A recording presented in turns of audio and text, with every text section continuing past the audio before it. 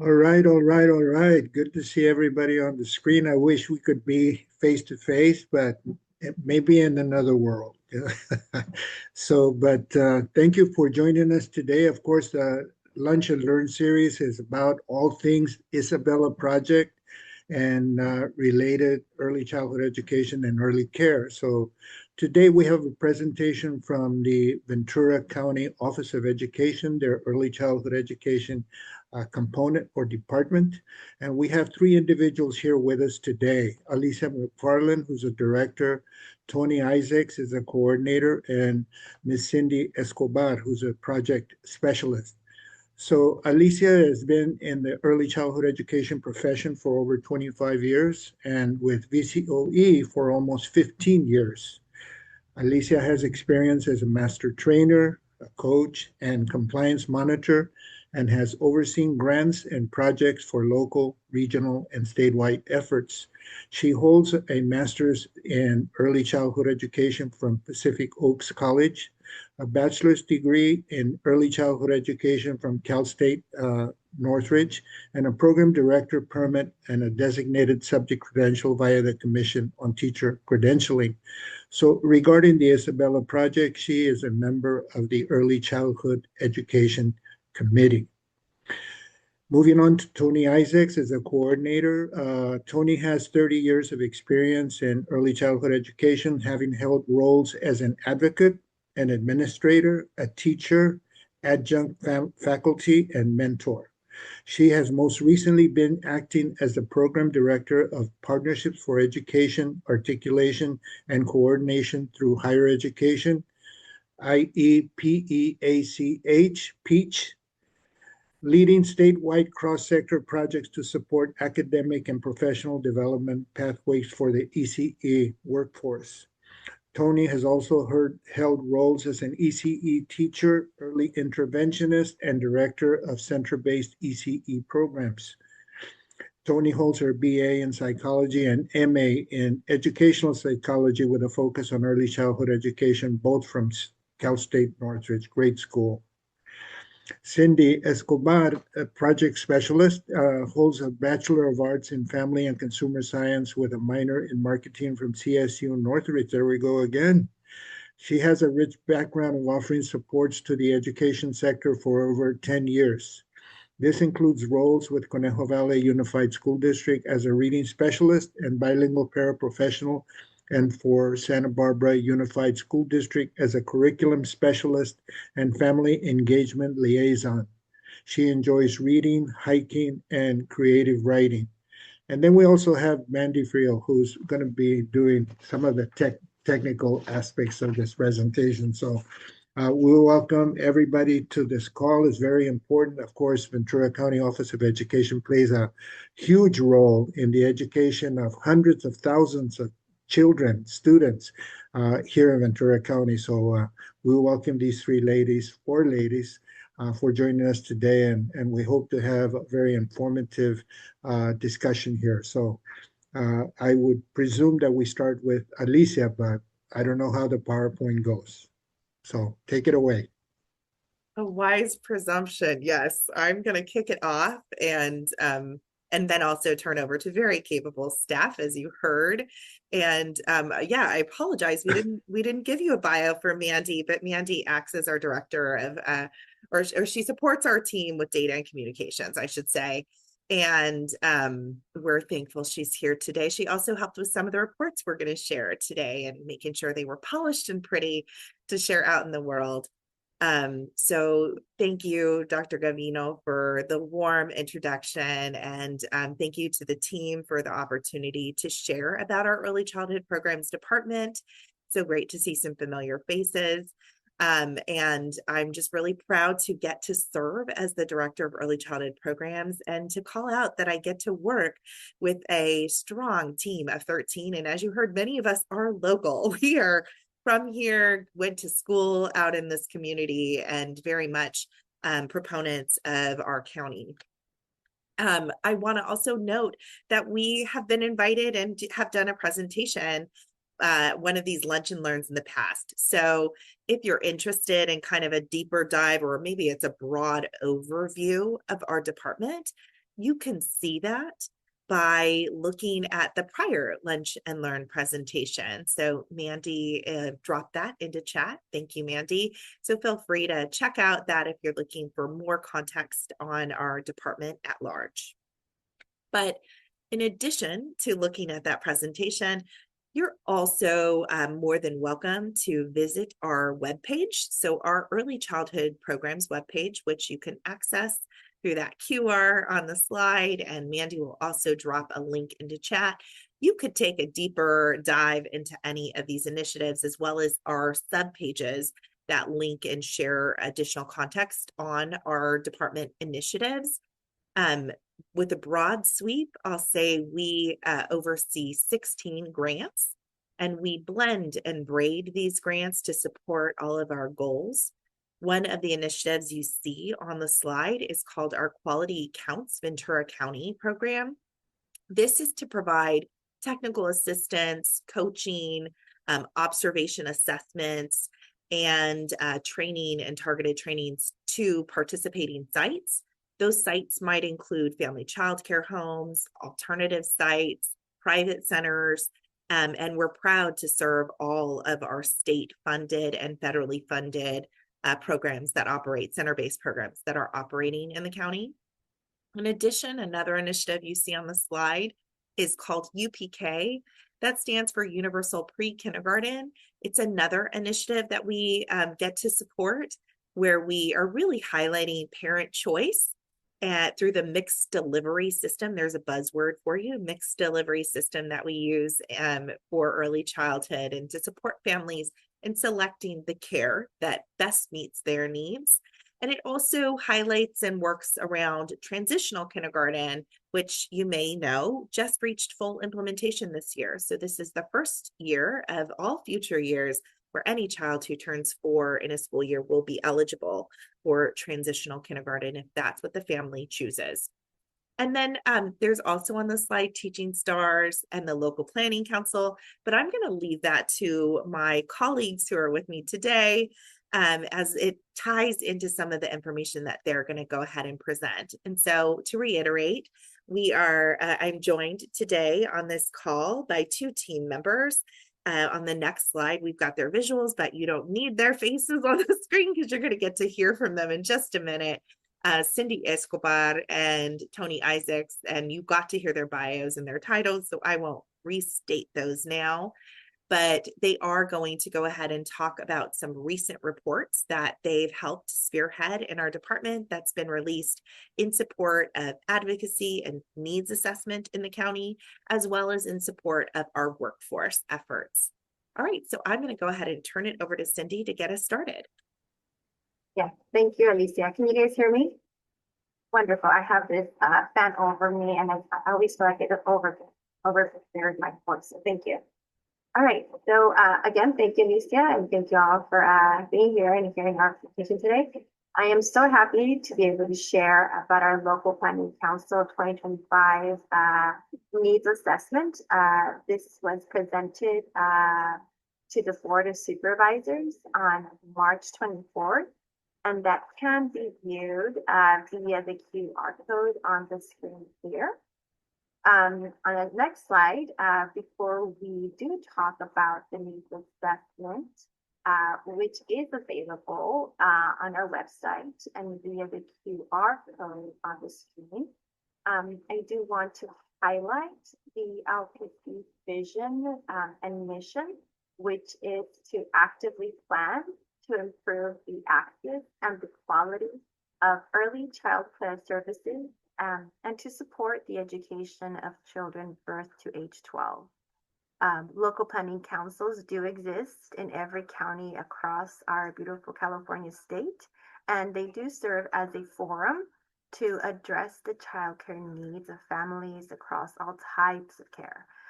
Locally, our Ventura County Local Planning Council does have 25 member seats representing childcare providers, consumers, and of course, community partners, with appointments made by our county board of supervisors and our Ventura County superintendent of schools. The local planning council is housed here at the Ventura County Office of Education in Camarillo. And we meet 7 times a year, and we are funded by the California Department of Social Services, specifically to support early care and education planning in the county. All right, next slide. As such, the local planning council is responsible for several mandates. One key responsibility of the council is conducting the child care needs assessment, as mentioned above. The needs assessment does examine Ventura County's child care landscape, including those listed here on the screen, as you can see, to be able to identify gaps between demand and availability. This, of course, is helping to inform state, federal, and local policymakers in funding decisions for childcare. On this next slide, I'm going to take a short pause so you have time to take in this quick snapshot of what Ventura County numbers are.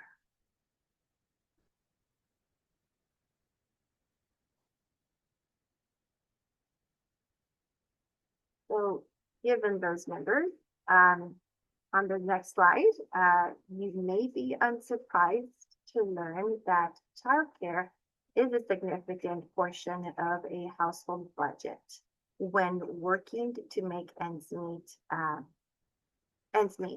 For a family of 4, that can require a joint household income of just over $11,000 a month, while a single parent with 2 children would need to earn just over $10,000 a month to make ends meet.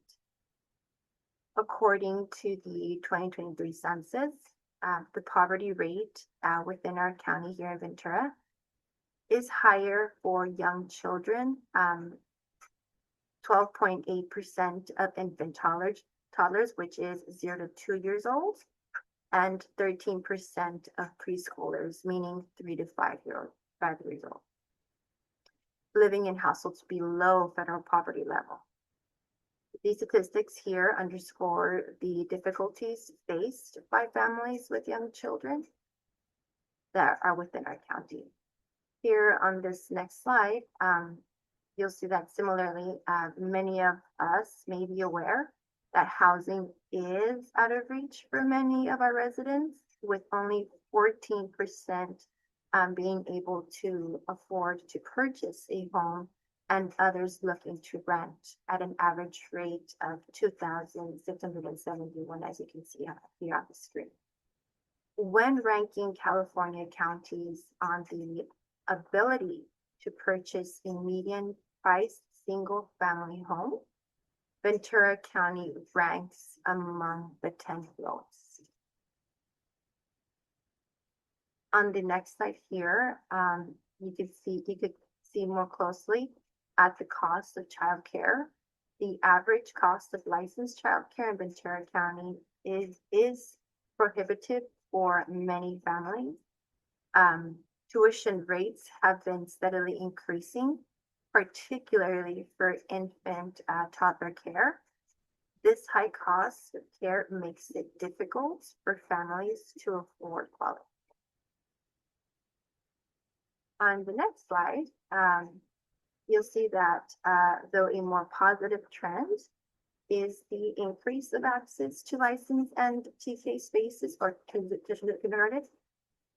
As this graph shows, the overall supply of children, again, 0 to 5 years old, in Ventura County has increased since 2012. TK contributes to this upward trend, as well as the increase in family childcare spaces since 2016, and an increase in center-based spaces since 2018. However, that is not to say we have met the need. On this next slide, it also is important to note that a licensed spot does not mean an available spot space. need varies by location in the county and by the age group of the child. There are enough licensed childcare and TK spaces for 4 and 10 children between the ages of 0 to 5. Yet, when we break that out, we see that represents 1 in 10 infants or toddlers having access to a licensed child care space versus 7 and 10 preschool aged children having access to a licensed child care or TK space.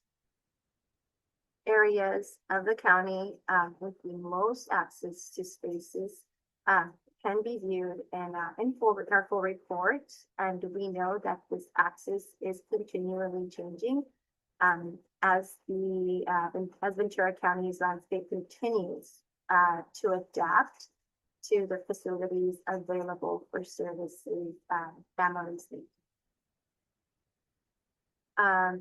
The next slide, you'll see that we do have a link here for you guys. The needs assessment as well as other reports can be found on our website, the local planning council's website. This is also how you can sign up to join the mailing list to receive news updates, and is where our meeting information is posted.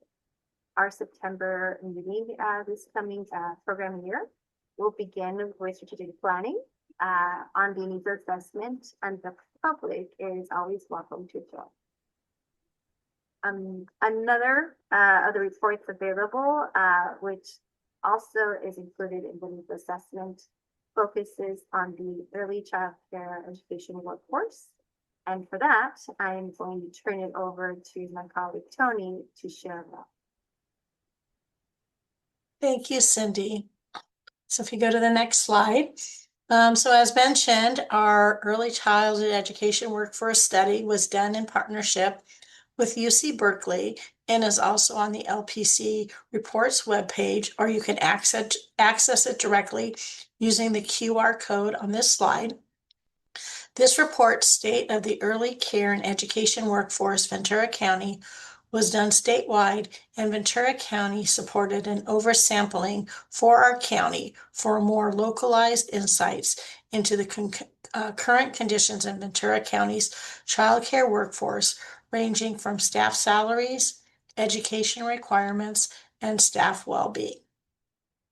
So some of the findings from this report show that 28% of family child care homes and 42% of center-based teaching staff indicated that they are enrolled in public assistance. Yet child care employers often cannot match the wages of other sectors without charging higher fees to parents or increasing funding or increased funds from legislator. Despite these challenges, when educators were asked about their job plans for the next 3 years, 83% of family child care providers and 61% of center-based teaching staff indicated that they intended to stay in the same role or another job within the child care field, demonstrating that they feel a sense of purpose and value in the roles that they hold. We were also fortunate to have a presentation from UC Berkeley at our UPK network meeting, and you can view the recording of this meeting on the QR code. And so one of the areas that was highlighted is that over the past 5 years, wages for teachers and assistant teachers have risen. However, for assistant teachers, these are below the $20 fast food minimum wage. Areas for ongoing policy recommendations for the state included increased funding and reimbursement rates, support for a true mixed delivery system, and the reinstatement of facility fundings. We welcome you to view this presentation by scanning the QR code. And next, I'm really excited to present an area that's been very passionate to me, is really how can we help support our current and future workforce in Ventura County. And together with Ventura County's early childhood programs, the Educator Support and Effectiveness Department, and Career Education Department, as well as a collaboration with our institutions of higher education, we created this report. This report highlights pathways in education from high school dual enrollment programs through certificate programs, associate degrees, bachelor's degrees, and higher education attainment. It also highlights supports for students to attain ongoing training and higher education, as well as it includes information for those who are interested in other pathways besides teaching, but still working with prenatal through third grade. So we welcome you to scan the QR code and take a look at this report. Some of the areas in this report is that we really wanted to focus on the prenatal through third grade education, which encompasses the age span from birth through 8 years of age, which consists of our early care programs that serve infants, toddlers, and preschoolers, our UPK, which consists of pre-K and TK programs for 3 and 4-year-olds. Generally, P3 is thought of as preschool through third grade. However, this document took a more expansive view, including the full spectrum of ECE from prenatal through third grade.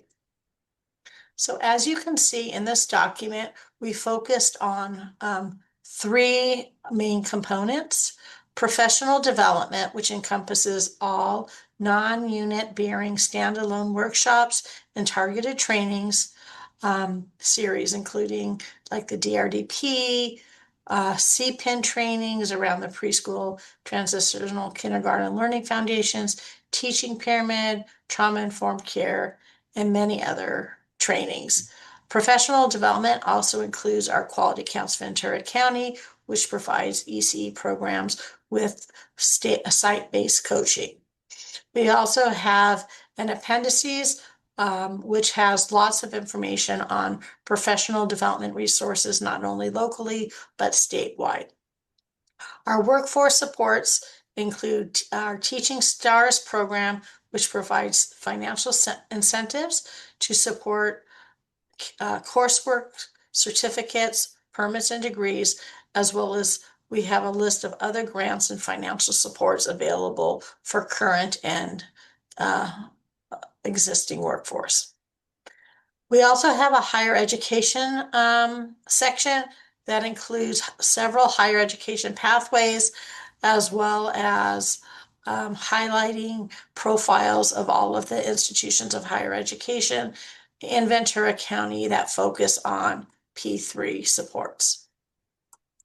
So on the next slide, you can see that we focused on multiple pathways for the current and future workforce, because we know that our workforce comes to ECE in lots of different times within their lives. And so we really wanted to be as comprehensive as we can, acknowledging that some may have come in with current degrees in other fields, where others have worked in the field and now they're coming back to gain more higher education. And so we tried to encompass all of the different pathways that our educators may be coming to work through higher education. On the next page, we also highlighted some of the changes. As many of you know, that the child development permit is going to be updated. And so here we highlight a description of the new teacher level permits, which include early childhood educator 1, 2, and 3, as well as the administrator permits, which includes the early childhood administrator 1 and administrator 2. This document also outlines and has hyperlinks to all of the certificate programs offered in our community colleges, as well as highlighting some other institution certificates. And many of these certificates are stackable, which means you could take one certificate after the other to continue to build on and celebrate each milestone, eventually leading to a bachelor's degree. We also have highlighted our associate degree programs. Sometimes there's a little confusion because there's a lot of language around what is an associate of science, associate of arts, what's the transfer degree, and so we've helped to demystify some of that information. Also, we highlight different bachelor degree programs in early childhood education in our county, including American Jewish University in Simi Valley, Cal Lutheran, and Cal State Channel Islands. And then we also highlight some of our credentialing programs within our county, and all of these will have hyperlinks so that you can go directly to the website of that institution of higher ed to learn more about the requirements for those degrees, including Cal State Channel Islands, hopefully approved very soon, the P3 early childhood credential. So we're waiting very patiently for that. And then as well, we also highlight higher advanced degrees, such as master's and doctoral programs, which are related to early childhood within our county. And then finally, as I mentioned, we have higher ed profiles. So here's an example of the profile for Ventura County, which will list all the contact information, what are all the certificates and degrees that they offer, if they offer specific specialized courses or tracks, whether it's infant toddler care, working with special needs, or diversity. So we also will highlight that, as well as what type of format the classes are offered, whether they're in person, hybrid, or virtual. And then with support from Ventura College, we also created a section on career opportunities that list early childhood options outside of teaching, which include child and family advocacy and work in the government, businesses and communication, counseling and human services, health and wellness, as well as recreation, because often students come to child development or early childhood education as a career, but maybe they don't necessarily want to be a teacher directly working with children. So giving them other options. And then finally, we have a wide list of different supports that are available so that our students can have the support they need to be successful as they pursue their advanced degrees or as they're pursuing ongoing professional development. So now I'm going to turn it back to Alicia, who's going to share more about these one of these supports, which is our Teaching Stars. Thanks, Tony. We're giving you all a lot of information, so we will take time for questions, but building on further as we think about workforce support, we want to call out our Teaching Stars. So this program, or this initiative rather, is in order to support our workforce with professional development opportunities. We do it through communities of practice. And with Teaching Stars, it is specifically about incentivizing those current or prospective educators in the early care sector. That might include TK, state preschool teachers, family childcare providers, or others who are seeking to grow in their educational journey.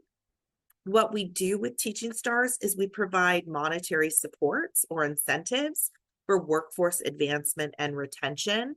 We do that for anybody who's seeking an ECE degree, units, or permit or credential attainment. We don't have our final data for the end of this year yet because we're still closing out the spring semester, but we can share that in fall, so at the end of fall, we were distributing funds then, and at that time, we had distributed $135,000 to 70 participants. That included both credentialed TK teachers as well as prospective TK educators and those working or interested in working in state preschool programs or other ECE settings. We also use these funds to support, in partnership with CDR, to support family, friend, and neighbors, or what we call FFNs, who are obtaining their FCC license. So we also incentivize them and other FFN providers who are receiving professional development with material incentives. In addition to this monetary support, we also work with our educator support and effectiveness team at the VCOE. This team provides navigation supports, we often call it, meaning somebody might be trying to understand what course they need to take next, or most often, those individuals who are interested in obtaining their permit, which is one of the things we do in the early care sector. We have child development permits that are required for some types of funded programs, and those are issued for the Commission on Teacher Credentialing. And so those permits or transcripts can be reviewed, application support is available, and our educative support and effectiveness team can help individuals who are interested in pursuing those qualifications.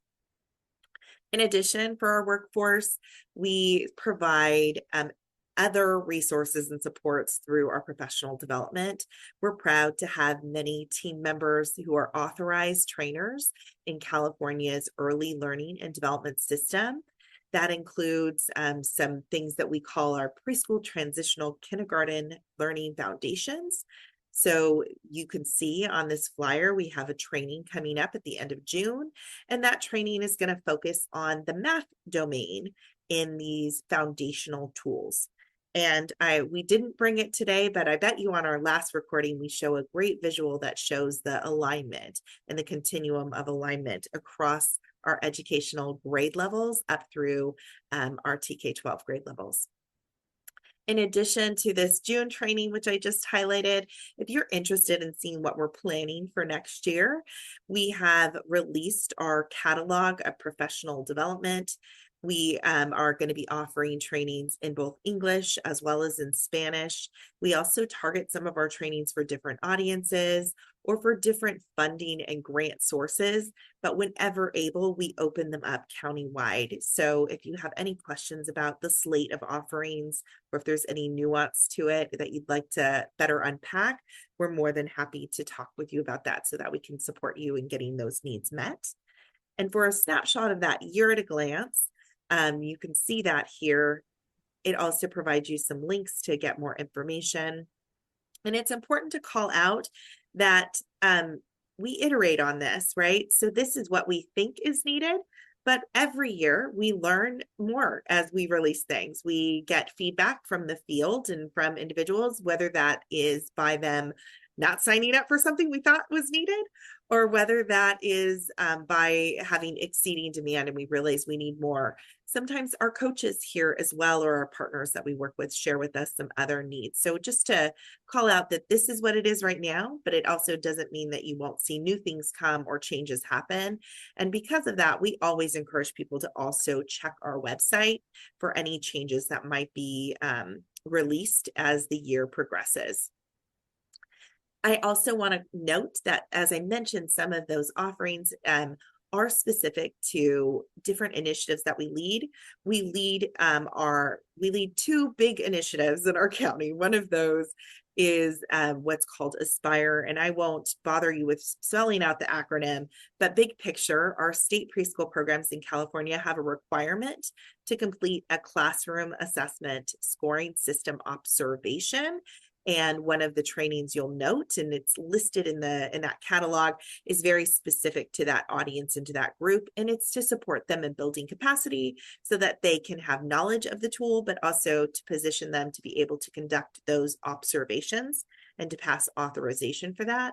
In addition, we are proud to partner with our SELPA and others in the county under our Ventura County Inclusive Early Education Expansion Program. And this is all about how we partner with some of our LEAs and our CBOs to really work towards providing inclusive preschool programming in our county. With that, I would like to lastly name that we don't do a lot of this work alone. We partner with other groups, subgroups, and many of you who are on this call today. We're proud to join in other community and collaborative efforts.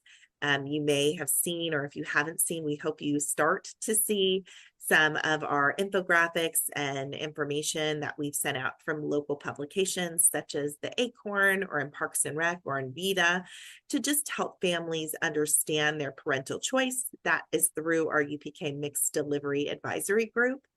We also have our Count Play Explore, another initiative where we partner with many communities, including First Five, CDR, and others to engage, or the Museum of Ventura County, to engage in community events. We will be, for example, at the upcoming First Five Fatherhood Summit to provide presentations and to provide resources to families. So we're always eager to get out in the community. If you have an event that you'd like to let us know about with enough notice, we can go ahead and participate in those.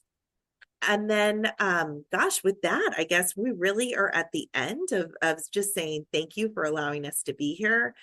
We are giving you phone numbers and emails and lots of different specific email addresses if you have a really targeted question. But if you really want to just talk or get together, you're welcome to just call our department, or you can email me. My email isn't on the slide, but we can drop it in chat if you wanted to connect and chat about anything. With that, I'll turn it over to Dr. Gabino to lead any questions that might exist. Yes, thank you, Alicia and Tony and Cindy, for excellent information. As Alicia just mentioned, it is overwhelming to see all of the component parts working within the VCOE to support local education. And of course, we're particularly interested in early childhood education. So I would invite any of our guests on this call to see if we have any questions for Cindy, Alicia, or Tony.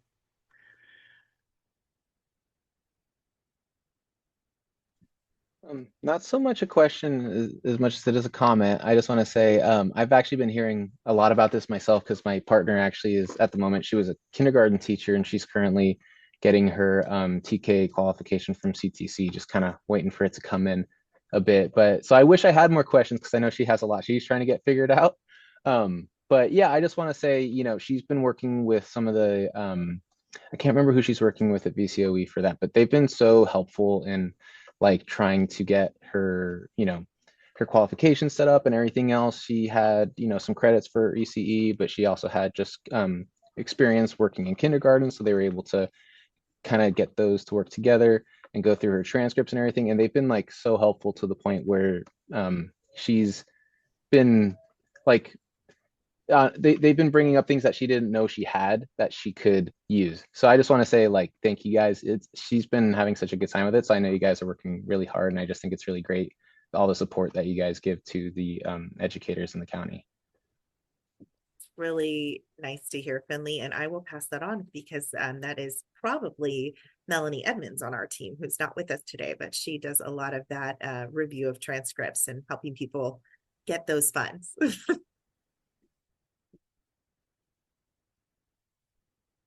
Anybody else? This is Mama Clark. I can't come on video right now, but I do have a question about the TK students. Do they have access to aftercare? Just knowing that a lot of those programs end kind of early in the day, and if it's meant to be a replacement for childcare, what resources are available for families so that kind of bridges that time in between when school gets out and when a parent might need care? Start, and then I'll let Tony build on anything I say. So TK may or may not be what's considered a full day offered by a district. They can choose to offer it differently. Anything over 4 hours, according to the state, is considered a full day. But also the governor in his plans has been very clear, and with different funding streams, that the intent is that a family get 9 hours of care. And sometimes that happens through expanded learning programs or ELOP programs. Districts are also funded to offer expanded learning, which might happen before school, after school, or sometimes we call it wraparound services. That may be open to TK students, but there's different requirements on who needs to be based on funding streams and percentages in the district, who needs to be offered or allowed access to an expanded learning program. We understand, Lena, what you're saying, and we agree that it can be sometimes hard for a family if their district doesn't offer a program where there isn't space for that TK child in expanded learning. But the intent is that there's a wraparound service so that it's a full 9-hour day. Some families could also choose, if there's a co-located community-based organization, sometimes like Catalyst and CDR may offer these, and a family might also qualify for what we call state preschool funding at that community-based organization, and that can also be an option for them after the TK day. Tony, do you want to build anything I might have missed or misrepresented? I think the other thing is, we've created mappings of each school district and what the early childhood programs that are also within that school district that include large and small family childcare programs and state-run Head Start private programs, so that LEAs can access that information. But we do know that sometimes it is a challenge to find that wraparound care, especially because transportation often is not provided. So if it does have, as Alicia had mentioned, like a program on campus and they're able to blend and braid their funding, that could be easy where you've got the morning and say the TK in the afternoon and a CSPP program and then maybe expanded learning. And so some programs will kind of blend and braid and layer their funding, but really each school and each district approaches it very differently. So really the best way is to talk to the district and to find out information as far as what's available within that community.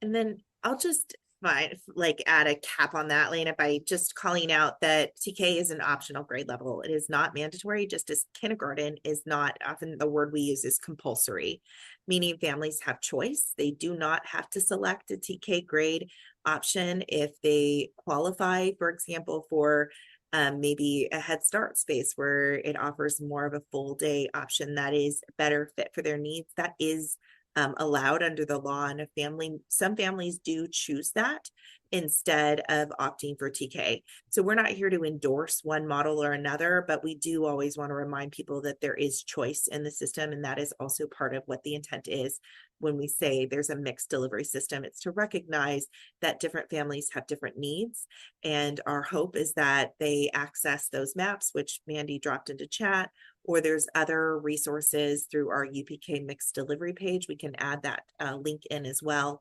That gives just a little bit more information on how families can better understand different care options available to them. Yes, Alicia and Tony, I had a question about TK.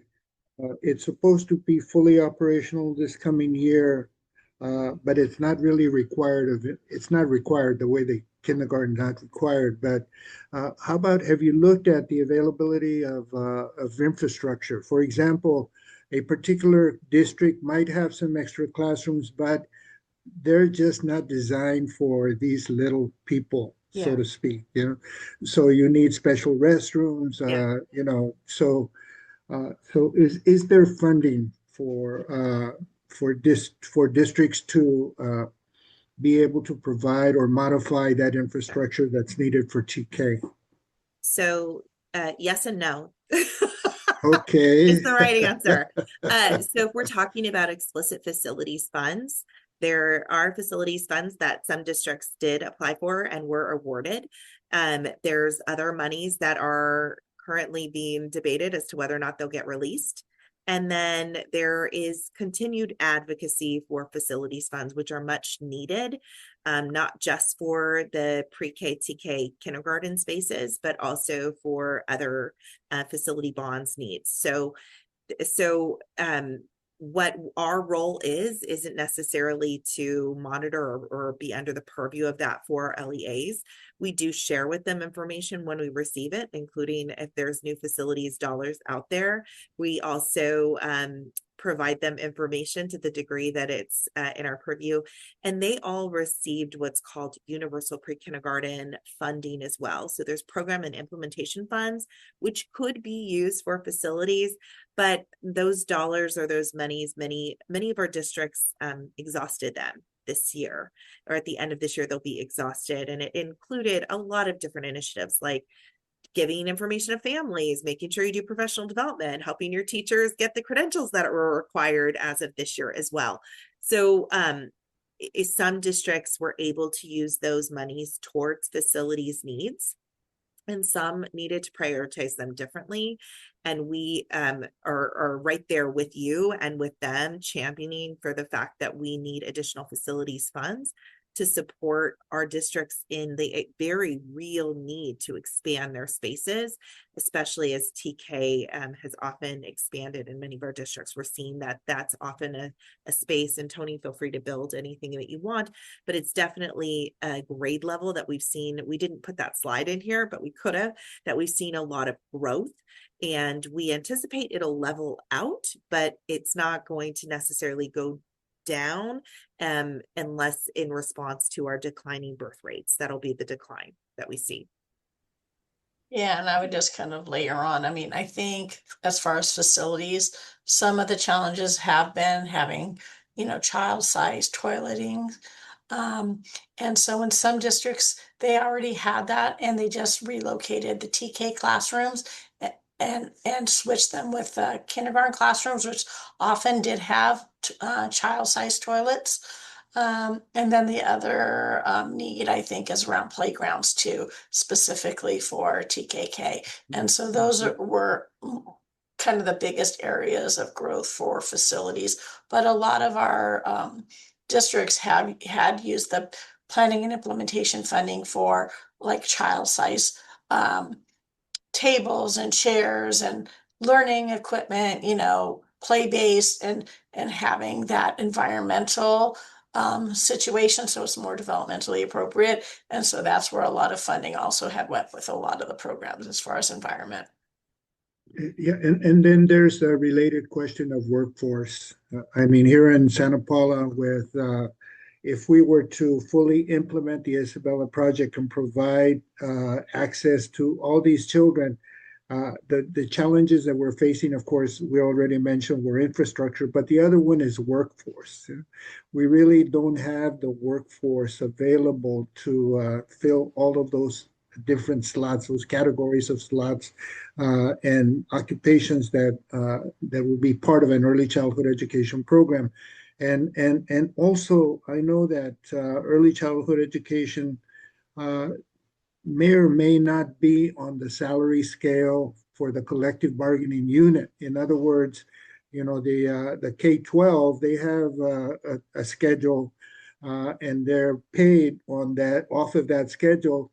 Not sure whether TK or any other ECE programs and teachers would fall within that collective bargaining, or whether it's up for negotiation, or I mean, it's a question of dollars to support teachers, right? So yeah, TK definitely would. And I mean, really what it comes down to is who is your employer, right? So that's it. This is where our system is really fun. We have different entities that hire individuals, and those entities might be funded in different ways. So if they're part of an LEA, then they are more likely to be connected to a union or to have a Me Too clause that allows them to benefit from any negotiations that might be happening, including if they're hired by an LEA but in a child development position. But each of those districts might handle that differently. And so that's also a unique, just like facilities is unique to each district, the union negotiation process would be unique to each district and how those positions are classified or certificated and coded based off of what the position is. Similarly, we have our community-based organizations, and they are, if they're funded by the state, they're receiving those funds directly, and they might have their own negotiations and groups, but less so. And then even our family child care providers have something called a child care providers union, or what we often call a CCPU. So they also are unionized, and some of our community-based organizations who provide alternative payments to them, part of what's codified in those union agreements is tied to salary, benefits, things of that nature. So it is complex and a big conversation. In fact, the state is and will continue to have these conversations. There's massive movements in the state around what's called the cost of care and paying the true cost of care. And so if you ever get to listen in on some of those assembly or Senate hearings, you might hear those terms, and that's really what they're advocating for. And there's current legislation and advocacy underway right now around that particular item. And how about impacts of the so-called Big Beautiful Bill? I mean, it's not good. There are impacts to the Big Beautiful Bill. Those impacts not only are to direct families and the care structure that might be available to them, but also impacts to the workforce. Tony, I wish we had thought to put in, Tony is currently going through her doctorate program, and along with some of her team members in that doctorate, they created a resource on what's called Do No Harm. And I'm speaking about it, but it's about HR1. And I could actually let Tony talk about that really quickly. Yeah, so HR1 relates to degrees that say for a institution of higher education to get federal funding, like for their students, their graduates, they have to prove that they earn more money than someone that holds solely a high school diploma.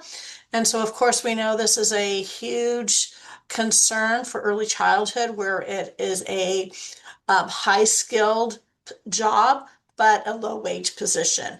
And so there's been a lot of advocacy, primarily led by the National Association for the Education of Young Children, to do ongoing outreach. And unfortunately, that window has closed to put letters of support or, public comment, really to advocate that this legislation from HR1, the Do No Harm provision, is supposed to go into effect July 1st of this year. And basically what they would do is they would look at how much graduates earn and then compare them to high school diplomas. And if 2 out of 3 years that program earned less money, their graduates, then they would lose funding for financial aid.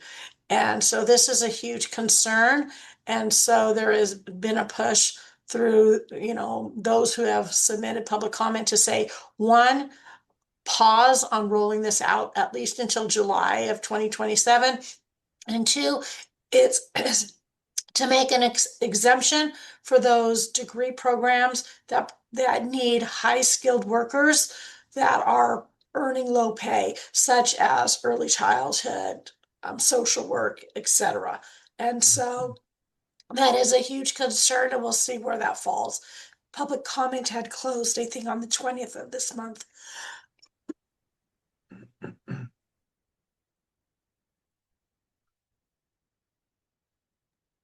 We also have a message in the chat. It did close. I'll just add, it did close. But it doesn't mean that it's not something that we all don't want to keep our finger on the pulse around as continued advocacy options become available, and in response to how California is acting in response to the federal budget. So we are seeing a huge push in the governor's proposed May revision for career tech education, which I would remind us all that career tech education can also apply to early care and education, just as it can apply to dual enrollment opportunities.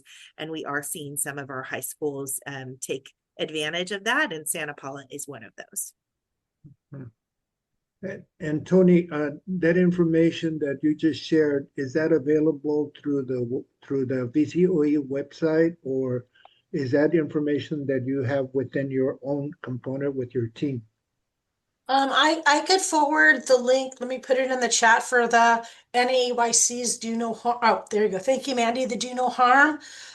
So that's the link to our video, but NEAYC also has lots of information about it and breaking it down what it would look like for different programs. And so I'll add that link to the chat. Yeah, it seems like early childhood education has just kind of been birthed recently, and we are going through developmental stages just the way that an infant child goes through, right? With the support, we're looking for support for that, this program. It's not perfect yet. We hope to move forward in a strong way to provide those kinds of supports that will make it available. I know that some states have already, at the state level, provided for some of this, and fully funded it, So we would hope that the budget on this state, California budget, would eventually include those kinds of supports. So early childhood education, of course, is the earliest investment is the best investment. So, yeah. Any other comments or questions from our guests? I just wanted to call out that there have been several very sweet messages from different folks in the community who were able to join but had to step out early. So for any of the VCOE folks who haven't seen it, your work and passion are very much appreciated.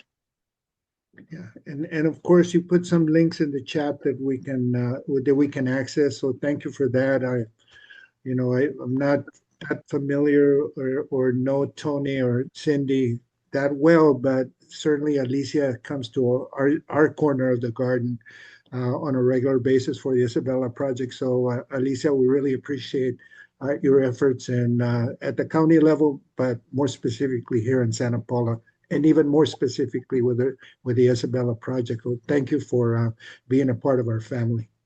Course, and thank you for the invitation. And I would be remiss if I didn't just call out that I get to do what I get to do because my team supports me, and they're also doing great work. So we're so thankful to get to be here and to talk about how we can partner. Appreciate the nice comments and the opportunity to share. So thank you for the invitation, and we look forward to, and the PowerPoint will be shared, I believe, right, Lauren? Just so you know, Gabi, all of those links will be in that PowerPoint, except for the ones that that came up through conversation. So yeah, so they'll be in there. And if you guys have any questions that bubble up later, we are available to chat. Thank you for that. Thank you for that. Thank you. Any other comments for any of our guests or about anything about early childhood education or the Isabella project? I'll make a comment. Our next Lunch and Learn is on June 25th with Children Now, and they'll be sharing some of the statistics for their report of Ventura County for the past year. So be sure to join for that, and I'll include the registration link in tomorrow's email as well. Okay. All right. Well, without further ado, we will bid you adieu. And have a great rest of the week, and we'll see you in June, if not sooner. Thank you very much. Thank you, everybody. Thanks so much.